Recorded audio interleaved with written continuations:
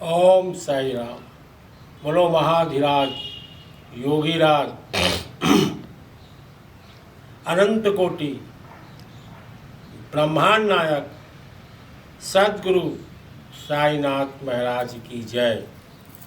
मैं श्री साईं बाबा सेवा आश्रम शिरडी धाम करगी रोड कोटा जिला बिलासपुर छत्तीसगढ़ से कैलाश चंद गुप्ता साईं बाबा के मानस शिष्य। आज आपको मैं श्री साईं बाबा का एक महान रहस्य बताने जा रहा हूँ कि जब जब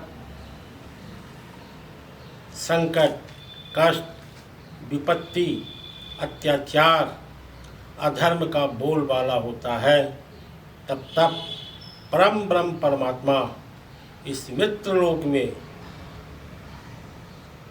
महान संतों को प्रेरित करके लोगों के कल्याण के लिए, लोगों की रक्षा करने के लिए महामानव को प्रेरित करते हैं। उसी महामानव में आज शिरडी के साईं बाबा, इनके माता पिता कौन थे, इनका जन्म कहाँ हुआ और श्री साईं बाबा शिरडी कैसे आए, श्री साईं बाबा मेरू आश्रम कैसे पहुँचे, इनका पालन पोषण किसने किया।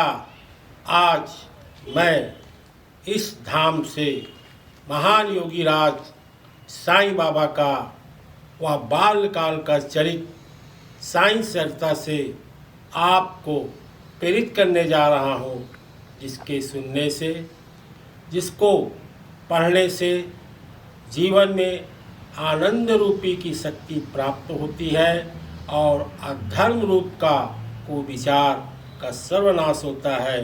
शिरडी के साईं बाबा का आखिर जन्म कहाँ हुआ, कैसे शिरडी आए, बाल्यकाल में क्या हुआ साईं के साथ और चांद भाई पाटिल के साथ इनका नामकरण हुआ। आइए मैं आपको वह रहस्य बताने जा रहा हूँ कि इनके माता पिता का नाम देवगिरी और अम्बा था। ये एक नायिका थे और नाव चलाकर अपने परिवार का पालन पोषण भरण किया करते थे। साथ ही ये निसंतान थे और संतान की प्राप्ति के लिए ये दोनों पति पत्नी भगवान शंकर का अपार शक्ति पूजा पाठ किया करते थे और पूजा पाठ करने पर इनके घर में एक अद्भुत चमत्कार हुआ और एक दिन बरसात के समय आंधी तूफान वर्षा की लहर जोरों से चल रही थी और देवगिरी ने अपनी पत्नी को रात के 9 बजे यह अवगत कराया कि मैं जा रहा हूँ नदी के किनारे और जिस नाव से हम अपना जीवन यापना करते हैं उस नाव को किसी वृक्ष में बांध के आऊँगा, नहीं तो पानी के बहाव से वह नाव वहाँ से बह जाएगी और हमारा जो जीवन यापना चलता है वह जीवन अपना समाप्त हो जाएगा। पत्नी अम्मा ने कहा, देव इस रात्रि में पानी कहता है मैं हूँ, तूफान कहता है मैं हूँ, बिजली कहता है मैं हूँ और इस दृश्य में आप बिल्कुल ना जाइए। उन्होंने अम्बा की बात नहीं माना और रात के उस नदी के पास गया और जहाँ पर वो नदी किनारे पर जल पर विराजमान था और वह नाव उस जल में विराजमान था। उसने रात के जाकर उस नाव को रस्सी से वृक्ष में बांधना शुरू किया। उसके जाने के बाद एक वयोवृद्ध जिसकी उम्र करीब 90 साल की थी, उसने रात के अम्बा के घर में आया और फाटक खटखटाया।